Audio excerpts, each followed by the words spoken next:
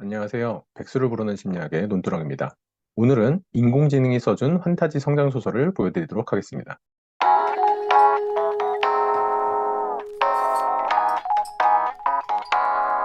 챗GPT가 써준 판타지 성장소설을 이야기하려고 합니다.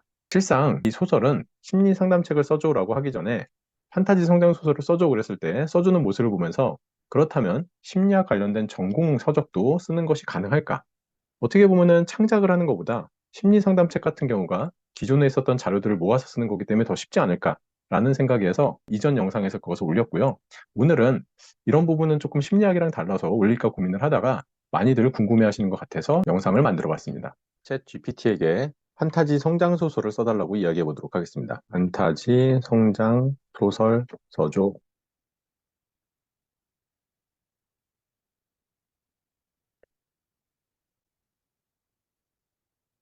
지금 보시는 것처럼 며칠 전에는 판타지 소설을 써달라고 얘기를 했을 때 작성을 이렇게 해줬었습니다. 며칠 만에 지금 다른 양상을 지금 보이고 있네요. 판타지 성장소설 만들어줘 라고 입력을 해봤습니다. 한글로. 영어로 이렇게 또 나오고 있네요.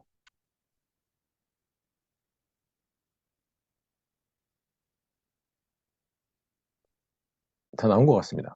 자, 그럼 이렇게 길게 써줬는데 이게 무슨 내용인지 한번 보도록 할까요? 판타지. 용어에 따라서 조금씩 달라지는 부분이 좀 있는 것 같더라고요. 먼저 판타지 성장소설 써줘 그랬더니 네, 죄송하지만 이러면서 써주지 않더라고요.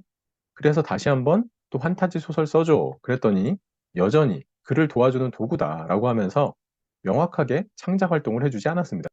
그래서 요번에는 판타지라는 말로 성장소설 써줘라고 했더니 네, 이렇게 써주더라고요.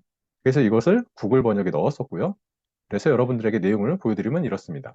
마법과 경이로움의 세계에서 태어난 젊은 리리에는 위대한 마법사가 되는 꿈을 품고 자랐습니다. 하지만 왕국 변두리에 있는 작은 마을의 일원으로서 그는 자신의 목표를 달성할 희망이 거의 없었습니다. 그가 숲 깊은 곳에 숨겨진 고대 주문서를 발견했을 때 모든 것이 바뀌었습니다. 그 책에는 강력하고 위험한 마법이 담겨 있었지만 리리에는 어떤 대가를 치르더라도 그것을 마스터하기로 결심했습니다. 그의 가장 친한 친구인 용감하고 대담한 도적 카엘의 도움으로 그는 책의 비밀을 풀고 세상에서 가장 위대한 마법사가 되기 위한 여정을 시작했습니다. 리리에는 어둠의 예술에 더 깊이 파고들면서 다른 마법사와 강력한 마법 존재의 반대에 부딪히기 시작했습니다.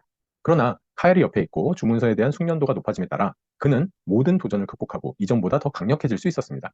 힘이 커지면서 리리에는 마법의 진정한 본질과 세계에서의 역할에 대해서도 의문을 갖기 시작했습니다. 새로 발견한 지식과 지혜로 그는 한때 그의 우상이었던 바로 그 마법사들과 맞서는 것을 의미하는 상황에서도 무고한 사람들을 보호하고 정의를 위해 싸우는데 자신의 힘을 사용하려 했습니다.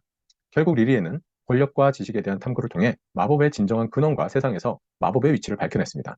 이러한 이해를 통해 그는 단지 위대한 마법사가 아니라 모두의 이익을 위해 자신의 힘을 사용하는 진정한 영웅이 되었습니다. 이렇게 해서 얘기를 해줬고요. 실상은 이전에 판타지 성장소설 써달라고 했을 때 나온 답변이 이렇게도 있었습니다. 그래서 판타지 성장소설 써줘 라고 했더니 이렇게 나와서 구글 번역에 넣어서 이렇게 했고요. 보면은 그때 만들어준 건 이랬었어요. 젊은 농부 아리는 위대한 왕국 변두리의 작은 마을에 살았습니다. 그는 모험과 흥분을 꿈꿨지만 그의 삶은 단순하고 평범했습니다. 어느 날 그가 권력과 부를 얻게 해준다고 약속한 신비한 씨앗을 발견하기 전까지는 말입니다. 그 씨앗과 함께 아리는 씨앗이 꽃을 피워 거대한 나무가 되어 자신의 간절한 소원을 들어준다는 전설의 영원의 정원을 찾아 여행을 떠납니다. 영원의 정원으로 가는 도중에 아리는 동료 여행자들과 만나 함께 이상한 생물과 강력한 마법사와 싸웠습니다. 그러나 목표에 가까워질수록 그는 씨앗과 영혼의 정원의 진정한 의미가 자신이 기대한 것과는 다르다는 것을 깨달았습니다. 그가 추구한 힘은 큰 대가를 치러야 했고 아리는 그 보상이 위험을 감수할 가치가 있는지 결정해야 했습니다.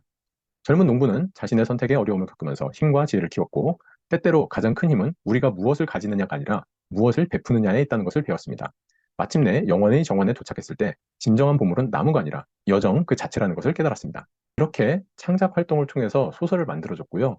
인공지능이 이런 창작 활동을 하고 재미있는 소설을 어느 정도 만들어줬죠. 그래서 여기에 살을 붙이면 진정한 소설이 될 수 있겠다라는 생각이 들기도 하면서 이런 판타지 소설을 좋아하는 사람들은 챗GPT에게 반복적으로 이런 소설을 만들어 달라고 할 때마다 재미있게 여러 가지 글들을 읽어볼 수도 있겠구나.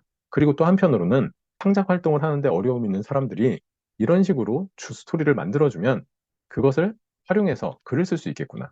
그러다 보니까 결론적으로 챗GPT는 창의적인 일을 할 수 있구나.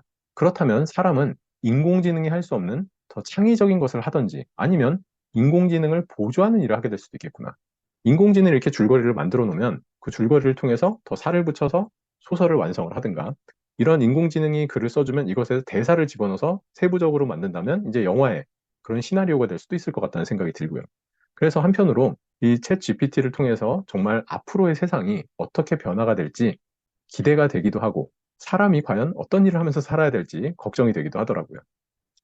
지금까지 백수를 부르는 심리학의 논두렁이었습니다. 감사합니다.